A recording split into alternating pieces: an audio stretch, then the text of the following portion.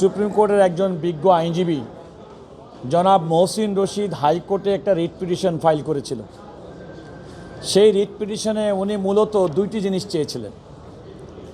একটি হচ্ছে 5ই আগস্ট 2024-এর পরবর্তী 8ই আগস্ট 2024-এ রাষ্ট্রপতি সুপ্রিম কোর্টের আপিল বিভাগের সংবিধানের 106 অনুচ্ছেদ অনুযায়ী ওনার যে উপদেষ্টামূলক মতামত চেয়েছিলেন, সেই মতামতটা আইনসঙ্গত সংবিধানসম্মত হয়নি, এটা মর্মে উনি আদালতের কাছে ঘোষণা চেয়েছিলেন।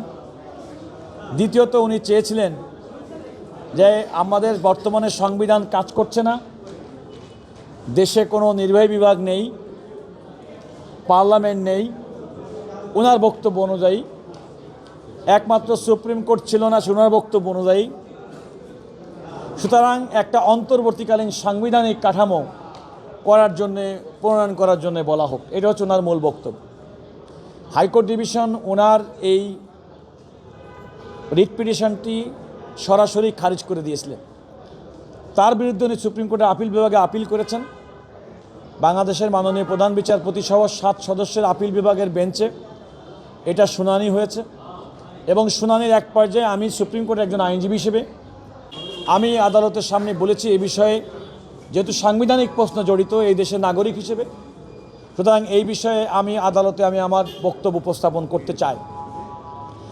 আমি আজকে যে বিষয়টি আদালতের সামনে প্রশ্ন উত্থিত হয়েছে যে আমাদের সংবিধানের 106 অনুচ্ছেদে এর সাংবিধানিক যৌক্তিকতা কতটুকু এবং রাষ্ট্রপতি এই সংবিধান মোতাবেক এই সুপ্রিম কোর্টের উপদেষ্টামূলক মতামত গ্রহণের মাধ্যমে যে অন্তর্বর্তীকালীন সরকার গঠন করেছেন সেটা সঠিক হয়েছে কি হয়নি। আমি আদালতকে বলেছি, দেখেন যে 5ই আগস্টের পরেই বঙ্গভবনের থেকে ইস্যুকৃত 7ই আগস্টের ইস্যুকৃত একটি সংবাদ বিজ্ঞপ্তি থেকে দেখিয়েছি 5ই আগস্ট বঙ্গভবনের 3 বাহিনীর প্রধান এবং বিভিন্ন রাজনৈতিক দল, যে দলের মধ্যে বিএনপি, জামাত ইসলামী সহ অন্যান্য ক্রিয়াশীল রাজনৈতিক দল এবং বৈষম্যবিরোধী ছাত্র আন্দোলনের নেতৃবৃন্দের উপস্থিতিতে সেদিনই সিদ্ধান্ত গৃহীত হয়েছিল এবং বর্তমান যে মাননীয় আইন উপদেষ্টা ডক্টর আসিফ নজরুল তিনিও সেই বৈঠকে উপস্থিত ছিলেন। সেখানে সিদ্ধান্ত গৃহীত হয়েছিল যে একটি অন্তর্বর্তীকালীন সরকার গঠন করা হবে। এই অন্তর্বর্তীকালীন সরকার গঠনের সিদ্ধান্ত সেদিন হয়েছিল। আমি আদালতকে বলেছি, ফ্যাসিবাদ বিরোধী আন্দোলনে বাংলাদেশে যে সমস্ত রাজনৈতিক দল এবং ব্যক্তি এবং সংগঠন, ছাত্র, তরুণ, যুবক যারা সেদিন ফ্যাসিবাদ বিরোধী আন্দোলনে একাট্টা ছিল, তাদের সবার ঐক্যমতের ভিত্তিতে অন্তর্বর্তীকালীন সরকার গঠনের সিদ্ধান্ত হয়েছিল।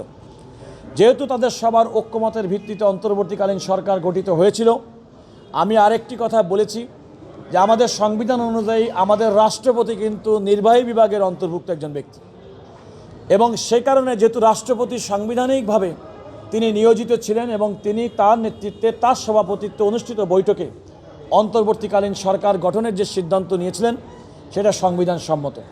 আমি আদালতকে এও বলেছি যে 6ই আগস্ট 2024 তারিখে রাষ্ট্রপতি সংসদ ভেঙে দিয়েছিলেন। তার পরবর্তীতে 8ই আগস্ট আমাদের অন্তর্বর্তীকালীন সরকারের শপথ হয়, একই দিনে অ্যাটর্নি জেনারেলের নিয়োগ হয়, একই দিনে আমাদের প্রধান উপদেষ্টা ডক্টর মোহাম্মদ ইউনূসের শপথ অনুষ্ঠিত হয়। পরদিন সংবিধানের ধারাবাহিকতায় 9ই আগস্ট 2024 তারিখে বাংলাদেশের প্রধান বিচারপতি নিযুক্ত হন। অ্যাটর্নি জেনারেল নিযুক্ত হয়েছেন তিনিও সংবিধান অনুযায়ী। অর্থাৎ আমি আদালতকে বলেছি যে 5ই আগস্ট বাংলাদেশের ছাত্র জনতার গণ আন্দোলনের মাধ্যমে একটা ফ্যাসিবাদের পতন হলেও আমাদের সাংবিধানিক ধারাবাহিকতা এবং সাংবিধানিক বিধান তখন থেকেই প্রযোজ্য ছিল এবং পরবর্তীতে যে সমস্ত কার্যক্রম হয়েছে সবগুলোই এই সাংবিধানিক ধারাবাহিকতা এবং সাংবিধানিক নিয়মের মধ্যে হয়েছে। এবং আমি আদালতকে এও বলেছি যে বর্তমান সময়ে আমাদের যে সমস্ত রাষ্ট্রের যে সমস্ত অর্গান কাজ করে, পরিচালিত হয়, একটা নিয়মিত সরকার যেভাবে কাজ করে ঠিক সেভাবে কিন্তু অন্তর্বর্তীকালীন সরকার কাজ করছে। যেহেতু অন্তর্বর্তীকালীন সরকার কাজ করছে, সুতরাং এই সরকারের কোনো সময়সীমা লিমিট কিংবা যে সমস্ত বিষয়গুলো নিয়ে মহসিন রশিদ সাহেব প্রশ্ন করেছেন সে সমস্ত বিষয়গুলো সাংবিধানিকভাবে টিকবে না এবং সে কারণে হাইকোর্ট সঠিকভাবে তার মামলাটি খারিজ করেছেন। আমি আদালতকে বলেছি যে এই প্রশ্নটি উনি যে সমস্ত প্রশ্ন উত্থাপন করেছেন, বিশেষ করে রিট পিটিশনটা গ্রহণযোগ্য কি গ্রহণযোগ্য না, সে ব্যাপারে আমি বলেছি যে এটা গ্রহণযোগ্য না। যেহেতু গ্রহণযোগ্য না, সুতরাং তার লিভ পিটিশনটা সুপ্রিম কোর্টে আপিল বিভাগ যেন খারিজ করে দেন, দিয়ে হাইকোর্টের রাইটই বহাল রাখে।